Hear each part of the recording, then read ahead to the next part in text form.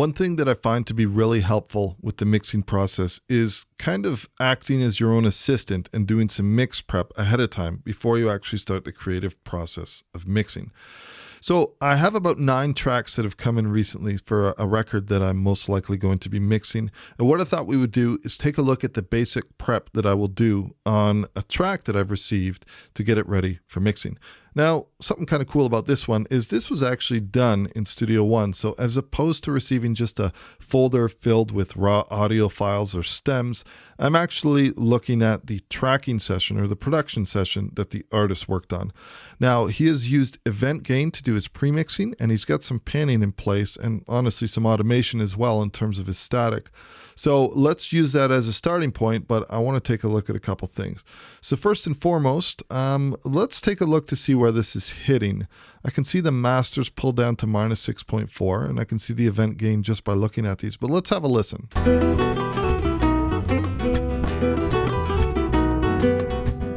Okay, let's move over.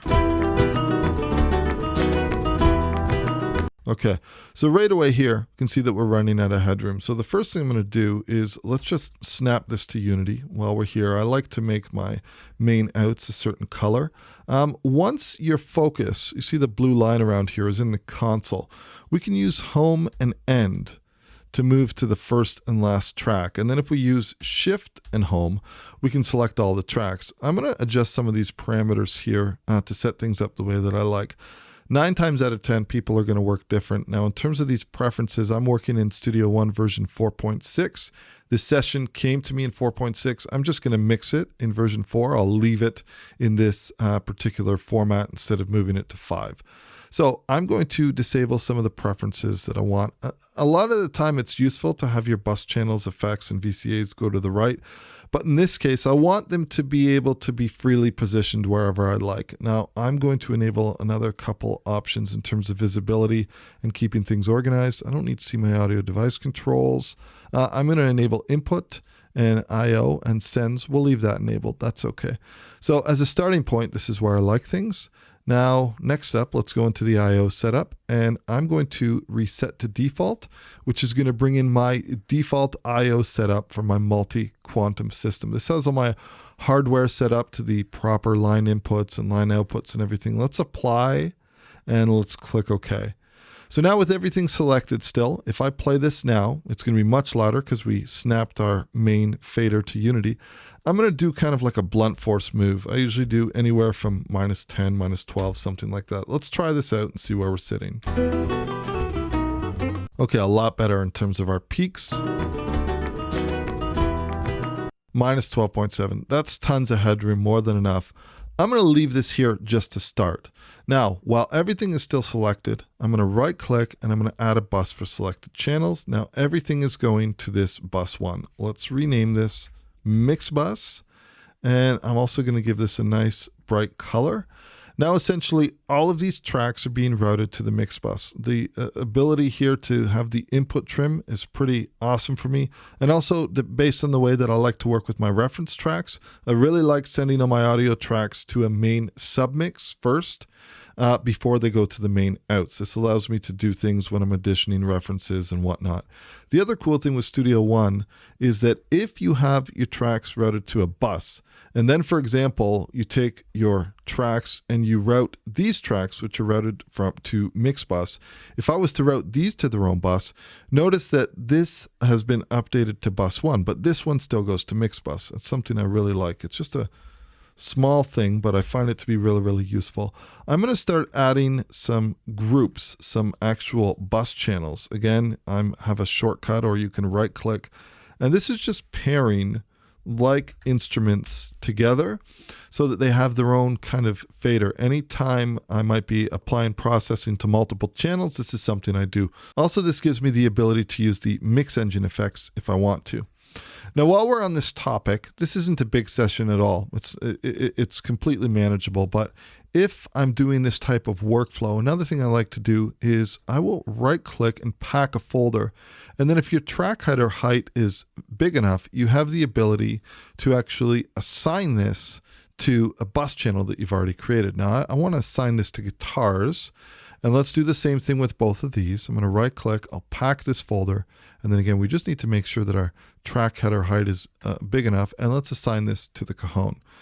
So now because of the visibility options that I've selected over here in terms of link to show hide and everything like that, if I expand and collapse this folder, it's happening in both my arrange window and my console. That may or may not be what you like. For me, it works, so I'm going to leave it like that. Okay, I'm also going to give these the same color. Again, I'm just expanding this folder. And there is a preference. If we go into Preferences, Advanced, Apply Folder Track Color to Content, I usually leave this off by default because sometimes I may have different colors within the actual folder. But for these ones, let's make the folder color match the top tracks. If I want to change some of these to different tones of blue, my main guitars folder is still going to be blue. Now, I would usually do this for any tracks that I kind of feel belong together, and especially if there's quite a few of them in this case. It's a really nice way to stay organized in terms of working. But this is a good starting point in terms of getting me ready to do my mix. Now, the other thing I'll do is I'm just going to adjust my track height. Another thing is we have the ability to map this out to a shortcut, and it works on multiple selected channels as well, so that can be useful. I want to adjust my track height so that the longest word is not being cut off. Oh, and another thing I'll probably do is, and I would do these for all of them, is I'm going to rename anything if the naming structure doesn't make sense for me, or if I don't need to know what microphone and everything it was needed. And in some cases, I don't even need the full word. I can do an abbreviation, something like that. And in this case, Bongo SM7. This one, I don't need to have all of these numbers. So I would just go through and get rid of everything that I wanted to get rid of. Okay. So now we have some basic routing done. We've put some things in some folders. We've done some basic gain staging. This has been set. We've snapped this to 0. Things are looking pretty good. I'm going to take a look at a couple other things here. I want to make sure that my cursor follows edit position and auto scroll is on. I don't want snapping on in this case. And the time base, this has 95 BPM. Let's see if it's accurate. Let's enable our click. Okay, it is. I'm going to just pull down the fader of the click to something like -10, somewhere around there.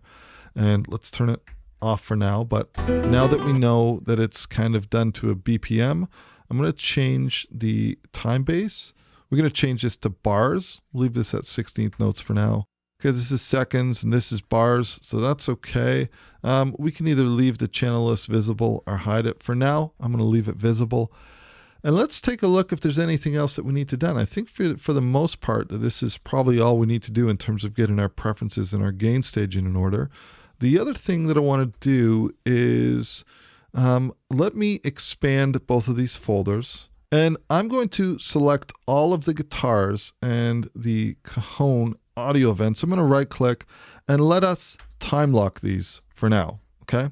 And let me collapse these tracks. There's actually a shortcut to collapse all tracks, which allows you to do that in one shot. It's pretty useful.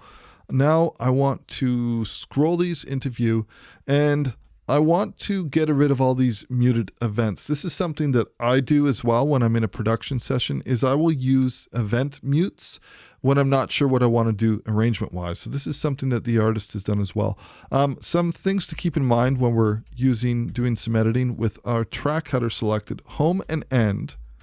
They will get you to the first event and the last event on any selected track. So if I move down here, this is the last one, this is the first one. That's home and end. And then holding shift and end and holding shift and home will select everything in between. And also conversely, if you're holding shift and using the right or left arrow key, that allows you to select multiple events too. So first things first, let's get rid of all these events that we don't need here. All these muted ones here, and this one, and this one. And of course, you can use any method that works for you here. I can lasso select things, and then I can zoom in, make sure that there's not additional events here. Just basically select them, and I'm going to use my home shortcut, shift over a couple times.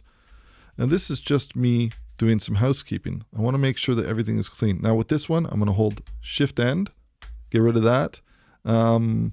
This, shift. We'll scroll down to this track. I'm going to hold home. We'll shift over, get rid of this one. To zoom in a little bit, make sure that there's no additional events that are muted. Zoom out here, and we have one here.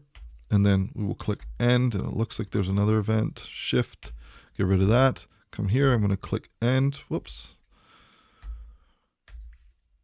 And I'm just doing this housekeeping because for me, it makes the most sense that I don't need to see these arrangements. If they've been committed, then that's good. I don't need to see them. I'm going to get rid of this one. That's the only one on this track. These ones, just mouse selecting them. Mouse select, mouse select. Here, here, here, here, here, and here. Okay, so it looks like we've deleted all of the events that aren't needed in the production anymore.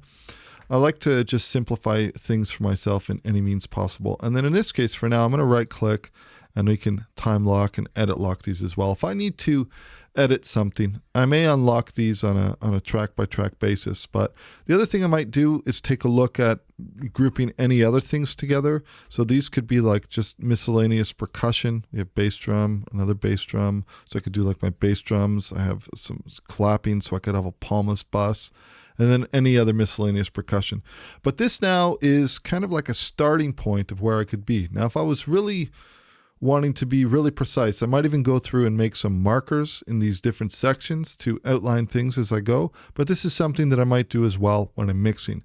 But at the end of the day, I've got a good starting point now to start this mix. I've got a gain stage, I've got some basic organization done, and I know that I can use my track folders to expand these different things as needed, and I would probably leave myself in a large console view where I can see my inserts and sends where I leave off on here.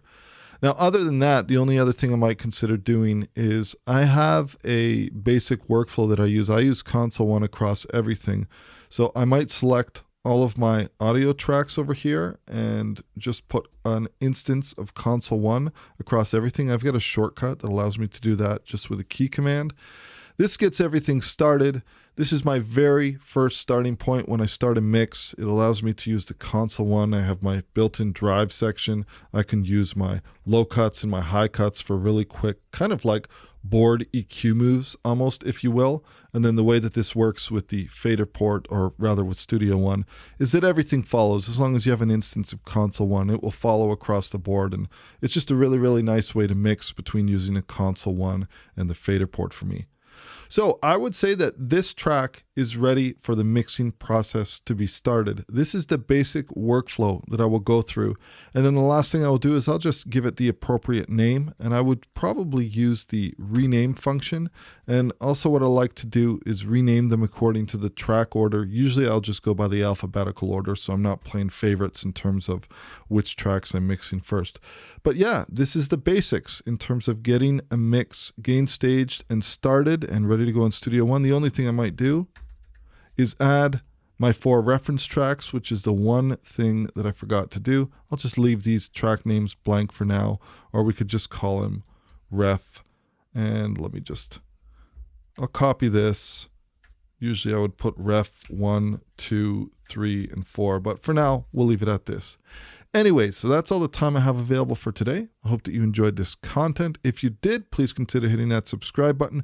Any questions or comments, leave them down below. I'll do my absolute best to get back to you. And as always, we will catch you in the next video. Cheers.